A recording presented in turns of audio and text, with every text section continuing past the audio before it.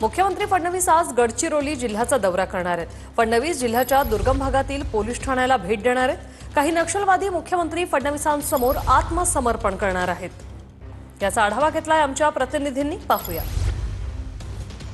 गडचिरोली जिल्ह्यात महाराष्ट्राचे मुख्यमंत्री देवेंद्र फडणवीस आज गडचिरोली जिल्ह्यात दाखल होणार आहेत।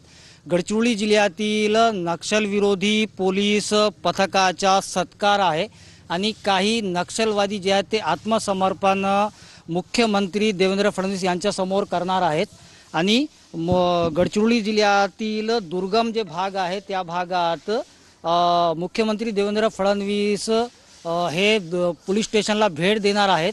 आणि हा जो क्षेत्र आहे ते अतिसंवेदनशील दुर्गम भाग छत्तीसगड सीमावर्ती भाग आहे आणि हेलिकॉप्टरने हा दौरा दुर्गम भागातील करणार आहे। त्यानंतर आत्मसमर्पण केलेल्या नक्षलवाद्यांचे माओवाद्यांचे लग्न सोहळा इथे संपन्न होणार आहे।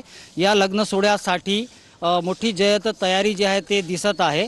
तर शेतकऱ्यांच्या संदर्भात मुख्यमंत्री कोणते निर्णय घेतील याकडे सर्वांचे लक्ष लागले आहे। कॅमेरामॅन सचिन सयामसह मी एमडी इरफान, TV9 गडचिरोली।